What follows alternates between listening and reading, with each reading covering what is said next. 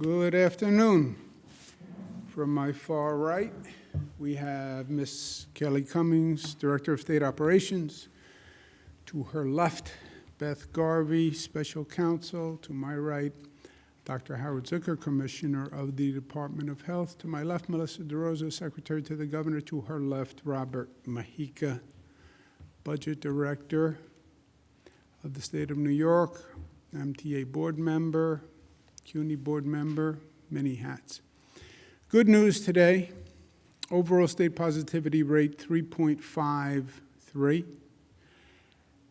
75 statewide deaths. Still, after all this time, we still have New Yorkers dying. 75, those families are in our thoughts and prayers. Statewide hospitalizations are down 46, ICU down 29, intubations down 12. This is great news. This is great news. Remember what happened. We hit the holiday season. We talked about it. Thanksgiving, holiday season, 37 days, Kwanzaa, Hanukkah, Christmas, more social gatherings. The number would go up. The number did go up. January 4th, it peaks. When you think about it, holiday season's over, New Year's Day, New Year's Eve. It peaks, and it has continually dropped. But it has dropped to a level below where it was before it started to peak, okay? So Christmas, a little bit after Thanksgiving, but before we saw any big increase, we're about 6,600, go up to 8,000, and now we're down to 5,400. So we've really made tremendous progress, and this is really, really good news. It's not over, and we have to continue, but this is very, very good news. Percent of hospitalized is down across the state, and that's all good news. New York City is the highest at 0.04 right now. COVID positivity, which plus or minus relates to the hospitalization. Long Island, New York, Mid-Hudson. Long Island, New York, Mid-Hudson. What people should get from these slides or these numbers, ask yourself, why is there such a variance within one state? Why is there such a variance in demographic areas that are basically very similar? Why is central New York, Mid-Hudson, why is Mid-Hudson 4 times higher than central New York, right? These areas, same state, same basic demographics. It is about behavior. It is about behavior. It's about what we do. You take Western New York, 1.9. Western New York, for weeks, was a trouble area. And now it's 1.9. Because the community changed. The community adapted. The community heard. And this is a function of personal behavior. And that's why you're seeing these variances across the state. You look at New York City, the Bronx is down where it was, but 5%. It's double Manhattan. Staten Island, which was an aberration, is now more in line. But Staten Island, Bronx, Queens are all about the same. It is about behavior. Vaccines, we have big news. Just under 5 million vaccines done overall. Really good news. We had a White House call yesterday. Johnson & Johnson vaccine has arrived in New York. This is, from a practical point of view, not a medical point of view, much easier than the Pfizer-Moderna vaccines. It's one shot. You don't have to come back for a second shot. You don't have to schedule a second shot. It doesn't take a second appointment. And there's no cold storage for the Johnson & Johnson. So it's a very big deal.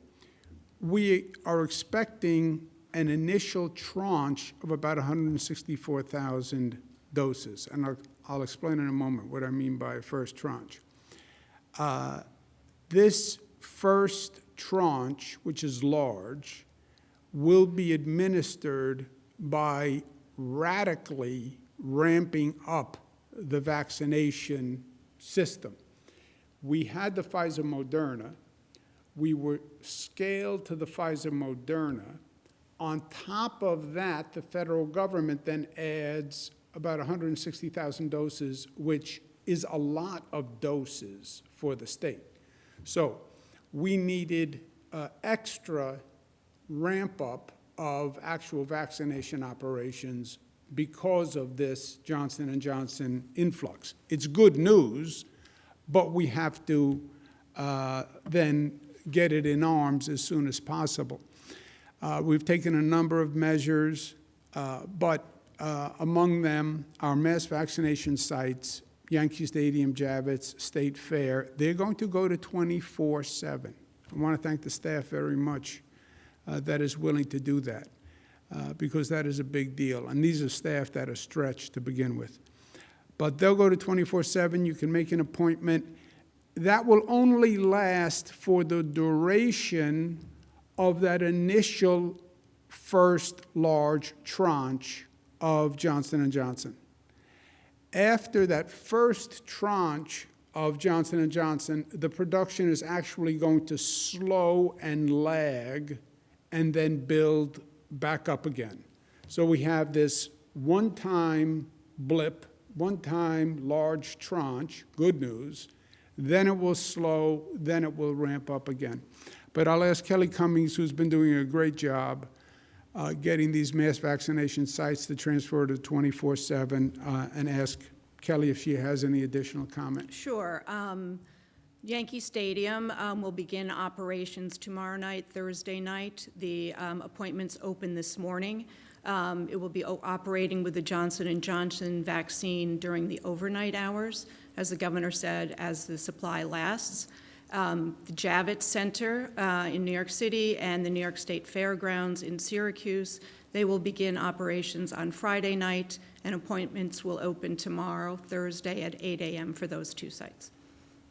Thank you. How many nights will these sites open 24 hours 7? We're not clear yet. It's going to depend on how many people come in for the vaccine. I know there's a pent-up demand. I believe people will show up in the middle of the night to get the vaccine. But we're talking several days to a week in that range. And then once we run out of the initial tranche of Johnson & Johnson, then it will basically scale back down. We're also using other mechanisms to get out the additional doses, pharmacies, FQHCs, local health departments, and hospitals. Because remember, on top of the Johnson & Johnson, we also have an increase in the Pfizer-Moderna vaccines. The Biden administration has increased the percentage of vaccines about 70% since they've taken office. It's really amazing what he has done. But again, the Johnson & Johnson increase is a one-time infusion, then a brief lag in production, then an increase. The overall picture is that President Biden says there'll be a vaccine supply for all Americans by the end of May. Now, it was the end of July. He's now moving it up to the end of May, and that is a very significant increase. Apparently, using the Defense Production Act, they have accelerated the production of the vaccine. And Johnson & Johnson and Merck have formed a partnership. So Merck is going to help produce a Johnson & Johnson vaccine. Normally, drug companies don't play nice like this. But the president used the Defense Production Act. This is going to dramatically increase the production. This is what's allowing them to move up the schedule until May. The president also says prioritize teachers. And he wants the states and then the local governments directed by the states to prioritize teachers. I believe President Biden is right. we need children back in classrooms. Children not in classrooms hurts the child, it hurts their socialization, it puts additional stress on the family. Every expert will say it. As soon as you can get children back in the classroom, get them back in the classroom. We have classrooms where the infection rate is much lower than the surrounding community. The teachers need and deserve a right to feel safe. They do. And even before President Biden said this, I said last week, local governments must report on how many teachers are vaccinated and coordinate with the school districts to report how many teachers are in the classrooms. In other words, I believe a teacher could say, I want a vaccine before I go into the classroom. Okay, how many teachers have we vaccinated and how many are in classrooms? For cities, this information is easy to gather because the city is coterminous with the school district. Other areas, you'll have school districts overlapping counties, so they'll have to call the school districts and get the data. But this is President Biden's point. He wants a prioritization of vaccination for teachers because he wants teachers in the classroom. Now, you have a lot of prioritizations going on in this vaccination process. Nursing home residents were prioritized. Nursing home staff was prioritized. Hospital staff was prioritized. Police, teachers, school teachers. So we have a long priority list, but I think the president is right. This is about getting kids back into the classroom. Overall, COVID rates are down as we just went through. Vaccine rates are up, so we continue the smart reopening, right? The graphic that nobody likes. What we have done, which has been very smart from day one, report, reopen based on science and data. I feel this, I feel that. Feelings are nice, facts are better. And we have been calibrating by the science and the data. On the COVID emergency powers, we've worked with the legislature. We have an agreement on a bill where the legislature can repeal any executive order that I issue with over 50%. Both houses, the COVID emergency powers continue past April 30th. When we first did this, we thought the pandemic would be over April 30th. This is a year ago. We said about a year. At that time, it was implausible to think it was going to go beyond a year. It's gone beyond a year, and it's not going to end by April 30th. So they're going to extend, the legislation extends the emergency power to the point where the federal government declares an end to the pandemic, which the federal government does. It controls funds, et cetera. We have more time in this situation, by and large. We'll give the legislature notice of any changes that we're making 5 days prior to effect. If it is an emergency change, as determined by the Department of Health, then it will be a shorter period of time. I don't remember exactly what it was. Do you remember what it was, Beth? Will give notice as soon as possible. Okay. And during the 5 days, there'll be legislative consultation on the change orders that we make during the 5 days. And again, whatever order I put in place, the legislature can repeal it in 24 hours or whenever they choose, and that's always been the way. Travel guidance, domestic travelers are no longer required to quarantine or test out within the 90 days of full vaccination. International travelers, you have to continue to follow the CDC quarantine guidelines. Gathering limits, we're going to change, and let me go to Rob, who's done a lot of work on this. So beginning March 22nd, for residential gatherings, the indoor limit remains the same. Outdoor limit goes from 10 to 25 outdoor, which is consistent with some of the states around us. The social gathering limit for public spaces on indoor events goes from 50 to 100, and then for outdoor events, it will go from 50 to 200. So all of those will still also require social distancing as well as mask requirements. And then beginning on April 2nd, we've started with opening large event spaces, which was 10,000 or more for arenas, starting with the Buffalo Bills. Subsequent to that, last night, the Rangers had a couple of thousand people at their game. Nets last Saturday also held a basketball game using those guidelines that we got from the Buffalo Bills. So following from that, for event spaces that are less than 10,000, those can begin reopening at 33% capacity with up to 100 people indoors and again, 200 people outdoors. Again, there still will be guidance for social distancing and masks. If we want to go above those limits, you can go up to 150 people indoor with testing requirements for going from 100 to 150.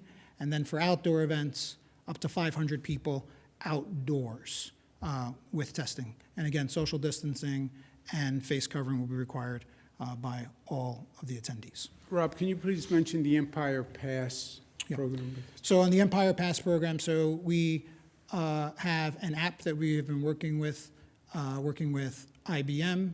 On that app, when you get tested, if with your consent, the results of that test will be ported automatically to the app, and then you can then show proof of a negative test upon entrance to any of these events that require testing. That app has been tested right now, both at Barclays and at Madison Square Garden, and those tests have been successful.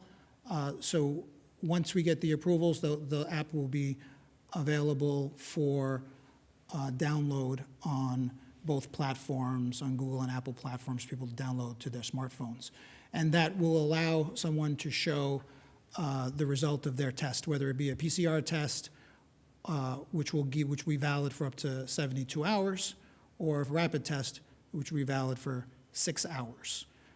In addition, though, if you don't want to use an app, you will be able to download a paper result of your test that you can then print out and use that to demonstrate your negative test. So again, this was all tested, started with the Bills games. It has been tested at 2 events recently. The most recent one as early as last night. And that will be available, and we'll start rolling that out, again, beginning within a week. And you can use that to go to some of these events when we want to get to the larger numbers, like I said, to go to 150 for indoor events or up to 500 people for outdoor events. Great.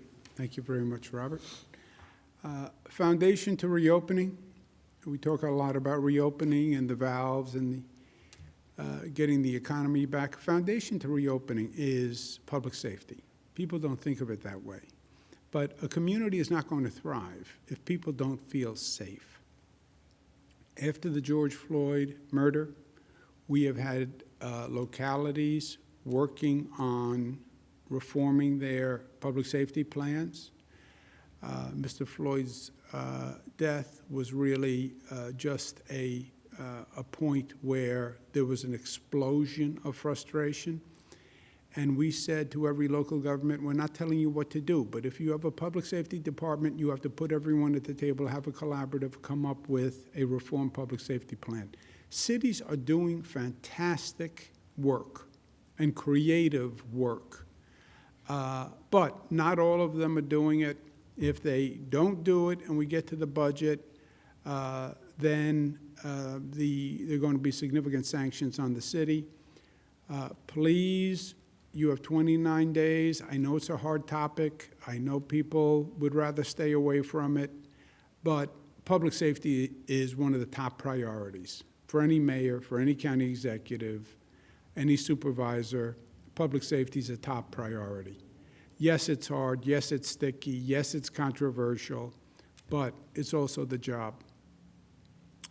The light at the end of the tunnel is in sight. but we can't stop driving now. We've had critical moments all through this period, but this is one of the most critical moments, in my opinion. We have a number of things going on. We have a massive ramp-up of the vaccine operation by May. When President Biden says, oh, by the way, I've found a way to produce millions more doses, that's great news. But now you have to ramp up a vaccination operation that goes from the end of July to May in a very large state, which is what New York is. That's a challenge. The variants are still here. Don't think that there isn't an ever-present danger. And these variants are not just here. The variants are created all the time. The virus mutates all the time. And it's very possible that there's a mutation to the virus that is going to require a different type of booster shot. That's why this is so important to get all those vaccines done now, because the vaccines can protect you from the variant. But that is a lingering danger we're dealing with. And then you have the New York recovery, rebuilding, and finances. When you deal with a storm, the first step is the emergency response to the storm. There's a hurricane. Keep everybody safe. Get people in out of the cold. Second step is the water recedes, and now you see the damage that you have to rebuild. The damage to this state, to this city, is extraordinary. And we're going to have a lot of work to do. And this is all happening at the same time. Environmentally, we can't relax too soon. I get it. COVID fatigue. Everybody wants all restrictions gone. Everybody does. Yes, but you also have to be smart about the reopening. In my opinion, some states are going too far, too fast. And that is a danger because COVID is still a risk. And you relax those restrictions too far, you will see the beast rise up again. Smart, New York tough, smart, united, disciplined, loving. Let me make an unrelated announcement, if I can. I want to address the recent allegations that have been made against me. As you probably know, the Attorney General is doing an independent review, and I will fully cooperate with that review. Now, the lawyers say I shouldn't say anything when you have a pending review until that review is over. I understand that. I'm a lawyer too. But I want New Yorkers to hear from me directly on this. First, I fully support a woman's right to come forward. And I think it should be encouraged in every way. I now understand that I acted in a way that made people feel uncomfortable. It was unintentional, and I truly and deeply apologize for it. I feel awful about it, and frankly, I am embarrassed by it. And that's not easy to say, but that's the truth. But this is what I want you to know, and I want you to know this from me directly. I never touched anyone inappropriately. I never touched anyone inappropriately. I never knew at the time that I was making anyone feel uncomfortable. I never knew at the time I was making anyone feel uncomfortable. And I certainly never, ever meant to offend anyone or hurt anyone or cause anyone any pain. That is the last thing I would ever want to do. I ask the people of this state to wait for the facts from the Attorney General's report before forming an opinion. Get the facts, please, before forming an opinion. And the Attorney General is doing that review. I will fully cooperate with it, and then you will have the facts. And make a decision when you know the facts.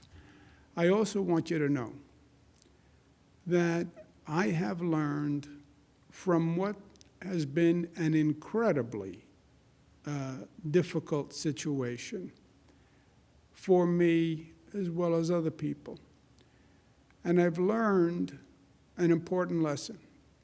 I'm sorry. I'm sorry for whatever pain I caused anyone. I never intended it. And I will be the better for this experience. Thank you.